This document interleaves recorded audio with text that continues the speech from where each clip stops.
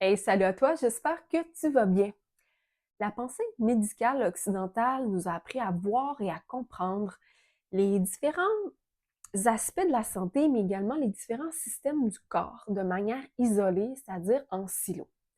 Si tu as un problème de peau, tu vois un dermatologue, un problème de pied, un podiatre, etc., etc. Pourtant, notre organisme ne fonctionnerait pas de cette manière-là selon la pensée médicale chinoise. Tout serait lié et il serait contre-productif de traiter les gens de cette façon-là.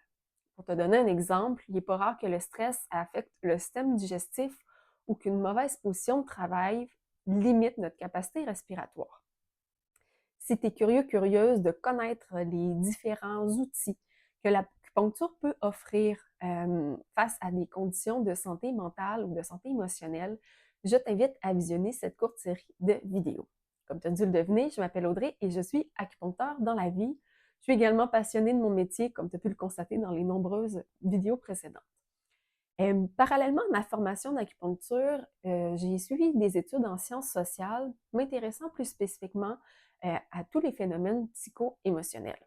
Donc, au fil du temps, j'ai développé mes connaissances et mon savoir en lien avec ce champ de pratique plus spécifique qui reste relativement peu connu au Québec. Dans la vidéo suivante, je te fais un petit topo sur l'élément terre. À tout de suite!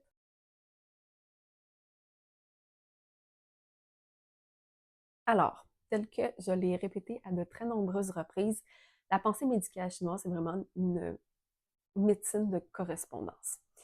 Au niveau émotionnel, l'émotion qui est rattachée à la terre, c'est l'inquiétude. Mais il y a aussi tout l'aspect, en fait, de nutrition de la terre, donc le dévouement maternel et le prendre soin d'eux. Il y a un côté toujours sain, mais quand il y a un déséquilibre au niveau émotionnel et que l'inquiétude devient excessive ou refoulée, ça peut créer différents signes et symptômes au niveau du corps. On parle ici de distension de douleur abdominale, de diminution de l'appétit, de fatigue et de faiblesse.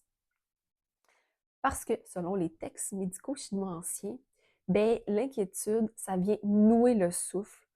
On pense aussi notamment aux ruminations, donc notre esprit qui est embourbé. En résumé, l'émotion qui est rattachée à l'élémentaire, c'est l'inquiétude qui, lorsqu'elle est refoulée ou excessive, peut créer des signes et symptômes au niveau du foyer moyen et du système digestif notamment. Si tu as trouvé cette vidéo-là intéressante, pertinente, je t'invite à cliquer sur j'aime et à la partager avec des gens de ton entourage. Si toi, tu désires en apprendre un peu plus sur l'acupuncture et la pensée médicale chinoise, tu peux télécharger mon guide gratuit en cliquant sur le lien sous la vidéo. Guide intitulé Comment soulager efficacement 7 mots du quotidien. Sinon, on se voit dans une prochaine capsule. Ciao!